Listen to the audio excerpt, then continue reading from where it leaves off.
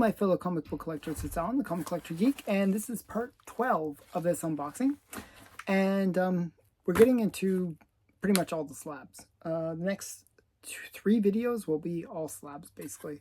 But there's some pretty cool books. And I never know what I'm going to open up. So I don't know what's inside most of these unboxings because it's in these packages. So I don't know when certain books will appear, but I know that sort of which books are in this unboxing. Sometimes I forget what I buy. I buy too many things. That's a bad sign, by the way. But let's get into it. Let's see what this first book is right here. And let's hopefully it's a good one. You never know. Sometimes it's like, sometimes it should be good if it's a slab. But sometimes I pick up some weird slabs. Okay, let's see. Hopefully this is a good one. Wow, lots of wrapping. Oh yeah, it's a good one. Okay, that's a nice one. Okay. Well, if I can get it out. Oh, geez. I can see what it is, but I can't get it out. Okay, one second. There we go. So this is Yellow Jacket. And I believe, one sec here, if I can get it out of the, there's one last piece of tape that's just holding things together. Okay, let me pull it out. It's a great skull cover. So you get the skull cover here. And meet Diane Carter, Yellow Jacket's new heartthrob. But this is actually the first appearance of, I believe, the Witch. Yeah, and it's a cool skull cover. It's like, Yellow Jacket is one of these, like, maybe not such a big series, but it was a short-lived superhero from the Golden Age. And it was Ken Battlefield cover. But really nice presenting 3.5. See, you can see it's a 3.5 from 1946. I'll show you the back, which is funny. It's like these men's girdles. I don't know. Yeah, maybe useful as you get a little older. So yeah, actually very good ad for comic book readers. Actually, I can see that. Okay, so Yellow Jacket number 7. Okay, that's the first one. And this one might actually be easier to get out. Oh my goodness. Okay, that was actually not too bad. And it has another layer though. Okay, this is a cool one. Another 3.5. Maybe it's a sort of a theme of the video. This is another very cool one. It's a decapitation cover. Well, kind of. Headless dude. This is Strange Suspense Stories number 3 from 1952. And this is a George Evans cover. And it has Bernard Bailey and Mo Marcus art inside as well. So Bernard Bailey being a very cool Golden Age artist. And this is just I just thought this was a cool cover, kind of a classic cover. And this was like $100. It wasn't that expensive. Just a really nice looking cover though. So yeah, so that was a good one. Okay, and some of the pre-code horror books are actually pretty affordable, and that's a good example of one. Okay. Now this looks like multiple slabs, so it's probably from one vendor. Oh yes. Oh wow. Okay. I actually was thinking this should be in the finale, but hey, better early sometimes than late, right? So these 2 books are interesting. Oh, this one a little bit more rough than I expected. Okay. So we're going to start out with the very first in my whole entire collection. Very first graded pulp magazine. I don't have many I have pulps in my collection, but I don't have any graded pulps. And this is the very first graded pulp. And I thought it was a cool one. So I just and it was really affordable. I think I paid $90, which probably is a little bit high for this pulp if it was just a raw pulp. But because it's graded, I was willing to pay a little extra. So this is my first graded pulp, and it's Thrilling Mystery, number 53 from 1942. And I just always wanted to have a graded pulp. So you can see the case is a bit thicker, but not any different size. Actually, I'm somewhat surprised that it's the same exact size as a comic casing.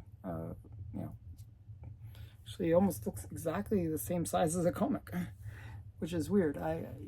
When it's in the case, it could pass for a comic easily, unless you see it from the side, and then you see, wow, this is a big, thick, thick book. So yeah, but very cool one. This is, you got this girl getting strangled. You get this kind of creepy, Asian guy, very stereotypical Asian guy with glasses and weird teeth. And it's from 1942. It's from Standard. And just a really cool cover. So I thought, hey, for $90, why not, right? So that's the very first pulp slab in my collection. So kind of a cool thing for me. This next book, though, is one that I'm not sure if it's considered Grail, but it's got some chipping. It's a little bit the spine is really rough, but it presents really nicely, and it's a classic cover. I always felt like this one kind of reminded me of a horror movie, and I'll explain. So this is The Perfect Crime, number 23, I believe. Yeah, 23, from 1952. And you can see the spine is just shot on it. It's just a terrible spine. But it is a 1/5, so you can have that in a 1/5. But this one is reminds me of The Ring. And, in The Ring, there's that scene where they're watching the video of, the different scenes. And there's one where there's the mirror and the woman looking in the mirror. I don't know, something about that scene reminds me of this comic. But this one is just a really creepy one. You got the weird homicidal maniac in the mirror. He's got his shadow, and his shadow looks like he's about to attack her just from the shadow. And then she's on the phone with the police. This is just a classic one. There's a couple, I think 2 or 3 from this series where they have this weird wallpaper too, this lined wallpaper. Just really interesting series, The Perfect Crime. Lots of really great covers. Actually, in The Perfect Crime, which is from 1952, there's actually a similar comic cover, and I have it in my collection, to Chamber of Chills 19. It's almost like Chamber of Chills 19 ripped off The Perfect Crime. So that's another kind of cool element to this series. And this cover was done by, doesn't say. I don't think they know. I actually remember checking on the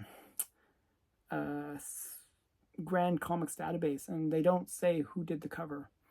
But some of the artists involved with the comic are Cal Massey, Jim Riley, and Floyd Torbert. Sorry. So there's a bunch of cool artists involved. Just a really interesting book. And this is one of those ones where I don't mind the fact that I got a little bit of a lower grade because it presents really nicely. I'll show you the back as well. Sometimes I'm willing to ignore the grade a little bit because I just like the strong presentation of the comic. So that was one that I was really excited to get. I've been trying to get that book for a long time. Every time I kind of miss out on it. I'm not sure why. I just have bad luck with it. Strange thing was, after I bought that, A whole bunch came up on eBay. I don't know what it is. Whenever I buy something, I think it's rare and it's like hard to find, and then a whole bunch appear. I don't. It always seems to be that case. I bought that one though from actually the guy that gave me this shirt, Code Blue. So that's from his thing. Those 2 books actually. Okay. And one more book, or 2 more books actually. Oh, okay, this one's a cool one. So this is, I've been trying to get the complete run of crime suspense stories. And I always like to get the bookends. Still haven't gotten Crime Suspense Stories #1, but this is the other end of the book, of the bookends. This is Crime Suspense Stories #27.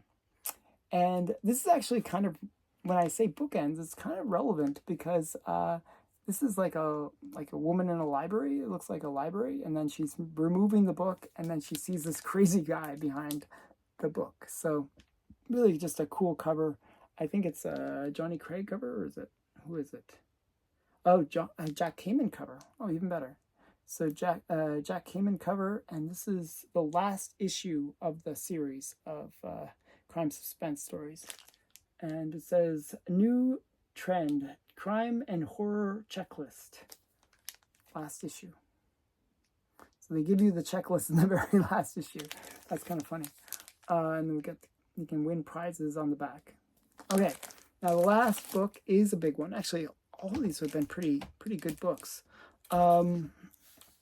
This last one's a really big one though.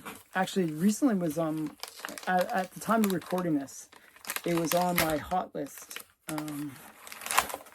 Just the week prior, and it is a very classic cover and cool book. This is Batman #62. It is what I call, I'm trying to get this name popularized, I call it the Crazy Cat Lady cover. And it is actually the origin and origin and the, not first appearance, but the time where we learned that her uncostumed name is Selina Kyle. And the reason I call it the Crazy Cat Lady cover is you got Catwoman here, and she's literally throwing cats at Batman and Robin. Like, it's the weirdest thing. And it's her origin story, so it's a really cool book. And if you ever watch The Simpsons, there's this crazy cat lady, and she literally will throw cats at people. So I just think this kind of reminds me of that character. I think it's quite funny. So this is a restored book, but this is a very pricey comic if not restored. In low grade, the restoration doesn't really impact the value, but you know, it was much cheaper to buy it restored.